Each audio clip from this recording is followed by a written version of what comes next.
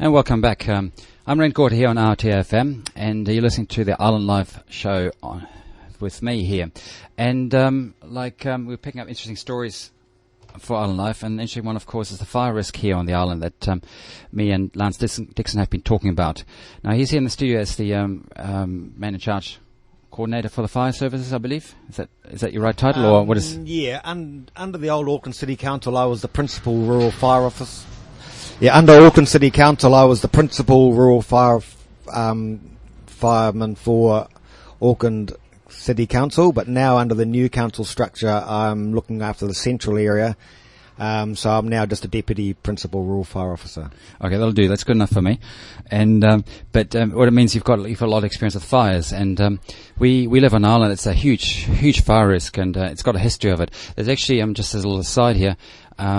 If you're interested in how fire has actually shaped the landscape of the island, it's quite well described in a section on the Out@org website that Don Armitage put together. If you just go there and follow the history links and then fire, you'll find quite a bit of interesting history about that.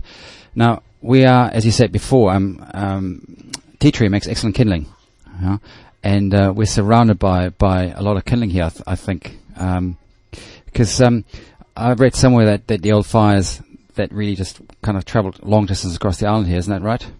Yeah, I think there's records here of fires burning for sort of 3 weeks at a time, burning right up into the central around Mount Hobson there. So, yeah, the island's certainly been formed by fire over the years, that's for sure. Now, before we're talking, because you'd actually been in Australia and during the big fires there last year, and were on the crews that helped in trying to put belts and contain it. And I remember you kind of came back and saying this is quite impressive how fire can really develop on a larger scale and take out entire landscapes. Can you tell us a bit more about what you saw there? Yeah, I mean, look, I'm very lucky that I'm one of 30 crew leaders in the country that belong to the seasonal firefighting force in New Zealand. So we've got the opportunity to take crews both nationally and internationally around the place to actually fight other people's fires. So because we don't get many fires on the island here, it's actually an ideal opportunity to increase our skill levels and get experience at someone else's expense. And as bad as it sounds, it's good to be able to offer our young volunteers some experience other than all just training, and helps the motivation. So yeah, we've been away on a few deployments now, some nationally and some internationally. So, it's it really makes you realise that though we haven't had too many serious fires on the island lately, we've got the potential to have a really, real big conflagration here. So where have you been that made you, what's comparable here to Great Barrier, that made you think, okay, this is something that could model what could happen here? Yeah. Well, we've been to Victoria in the fires in '99. We spent 4 weeks there, took a crew there, and got to experience sort of fire management from a much larger scale with, probably 60 different firefighters on the site. So there's very involved briefings in the mornings, and then sort of going out and doing the day's tasks. Predominantly, we're just mopping up in those situations because the main fire fronts are burnt through at that stage, and there's a lot of work involved in actually putting every single hot spot out in that area so that it can't rekindle. So tell me what, if on a large scale operation like that, because you're talking about a fire front that kind of stretches across hundreds meters or kilometers and takes out landscapes at large scale. I've seen a couple elsewhere in the South Island like that, and you basically have a line of fire that stretches over hills. Now, if something like that took hold here on the island in one part, and started spreading out from there beyond the scale of just a few firefighters, what happens then? How do you deal with that? Yeah, well, we've got a very dicey situation here because we've got a lot of houses actually right in the bush. We've got a lot of really narrow access ways where you can't drive up and can't turn around vehicles, and so there's a lot of spots here where it's even to sort of undertake any fire suppression would be incredibly hazardous. And to a certain extent, people who live in those situations have really got to understand that they're on their own, and that if a fire is coming, the best thing they can do is just get out and get out quickly. Any thought of staying behind and trying to fight it is probably a really bad idea, and that was exposed in Victoria when they lost so many lives. People were really caught unaware by the intensity and rates of spreads. And there's stories there of a guy in his car who's in 150 kilometres an hour and being overtaken by the fire. So, if you leave it too late to get away, you could well die. That's for sure. Basically what I hear you saying is that you can't outrun a fire. Well, it totally depends on wind speed and slope, which are the things that mainly determine how fast the fire spreads, but the potential's there for it to travel much faster than you can move, yes. And around here with the as you say, the landscape both for access for fighting fire and for escaping from it, just for the fire to move through the regenerating bush and the larger, deeper forest valleys we've got there. Do you see that moving at the same sort of speeds that they saw in Australia? Because you think over there it's drier and more kindling. Yeah, it does, because we are predominantly fine fuel. It's humidity levels and fine fuel dryness that really dictate the sort of fires we have.